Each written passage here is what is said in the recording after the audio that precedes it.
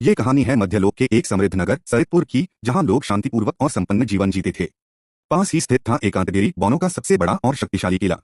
एकांतगिरी की गहराइयों में छुपे थे अनगिनत सोने और रत्नों के भंडार। और जब उन पर बौनों की अतुलनीय जेमक्राफ्टिंग जुड़ती, तो ऐसे ज्वेल्स बनते जिन्हें देखना भी किसी सौभाग्य से कम नहीं होता। यही समृद्धि बौनों के सम्राट वीरसेन को पूरे मध्यलोक का सबसे अमीर राजा बना गई। लेकिन अकूत धन के साथ साथ उसके भीतर लालच भी बढ़ता गया।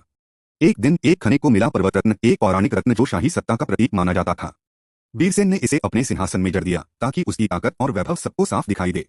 इस दुर्लभ रत्न की चमक ने कई शासकों को आकर्षित किया, जिनमें शामिल था एलवन साम्राज्य का राजा इंद्रकेतु। वो केवल दर्शन के लिए नहीं आया था, बल्कि बौनों को दिए गए अपने हीरे जड़े हार को वापस लेने भी आया था। लेकिन वीरसेन ने लालच दिखाते हुए हार लौटाने से इनकार कर दिया और उसकी कीमत बढ़ा दी। अपमानित इंद्रकेतु बिना कुछ कहे लौट गया, और सदियों पुरानी बौनों एलवन की मित्रता वहीं टूट गई। इस विश्वासघात के कुछ समय बाद ही एक भयावह तूफान ने एकांतगिरी को घेर लिया। वीरसेन का पोता अर्जुन कुछ अनहोनी को भांप गया, लेकिन तब तक बहुत देर हो चुकी थी। आग और राख से भरे तूफान के बीच प्रकट हुआ कालनाग, एक विशाल और विनाशकारी ड्रैगन। उसने देखते ही देखते सरितपुर को आग में झोंक दिया। बौनों की सेना ने महल के द्वार पर मोर्चा लिया, लेकिन कालनाग के सामने वे टिक न सके। जब पूरा साम्राज्य डर रहा था, वीरसेन को केवल अपने रत्न की चिंता थी। लेकिन वह उसे छिपा पाता, उससे पहले ही ड्रैगन की आग ने उसे निगल लिया। रत्न भी स्वर्ण सागर में समा गया, और वीरसेन उस पर कूदने ही वाला था कि अर्जुन ने उसे खींच लिया। बौनों का वैभवशाली साम्राज्य अब भगोड़ा बन चुका था। दूर खड़ा इंद्रकेतु सब कुछ शांत निगाहों से देख रहा था। अर्जुन ने उससे मदद की गुहार लगाई, लेकिन वह पूरी तरह अनदेखा करके लौट गया। जिस जाति ने वादा तोड़ा हो, उसे कोई सहारा नहीं देता। बौने अब 7 गुटों में बंटकर जंगलों और पहाड़ों में बिखर गए। एकांतगिरी का खजाना अब कालनाग के कब्जे में था, वहां अब कोई कदम नहीं रख सकता था। वीरसेन अपने बचे हुए अनुयायियों को लेकर मोरधातु की खान में फिर से बसने का प्लान बनाता है, लेकिन वहां अब अर्धराक्षसों का कब्जा था। धरोहर भूमि को वापस पाने के लिए वीरसेन ने जंग छेड़ दी।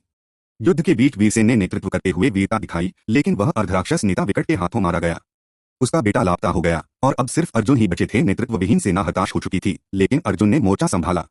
विकट से हुई उसकी भिड़ंत में वह लगभग हार चुका था, लेकिन मौके की नजाकत में उसने पास रखे औजारों से अपना बचाव किया और अंत में विकट को घायल कर दिया। इस लड़ाई ने बौनों को नई उम्मीद दी। बड़ी मुश्किल से वो मोर्चा जीत पाए, लेकिन अब उनमें सिर्फ 13 योद्धा ही बचे थे। मोरधातु को वापस पाना अब असंभव था। उस दिन अर्जुन ने न सिर्फ अपने दादा का नाम बचाया, बल्कि खुद को भी अर्जुन ओकनशेड के रूप में प्रसिद्ध कर लिया।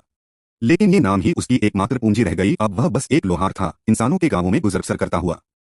फिर एक दिन एक रहस्यमय ग्रे रोब पहनने वाला जादूगर गंधवीर उसकी जिंदगी में आया, और अर्जुन के दिल में फिर से जन्मी एक नई। जिस जाति ने वादा तोड़ा हो, उसे कोई सहारा नहीं देता। बौने अब 7 गुटों में बंटकर जंगलों और पहाड़ों में बिखर गए। एकांतगिरी का खजाना अब कालनाग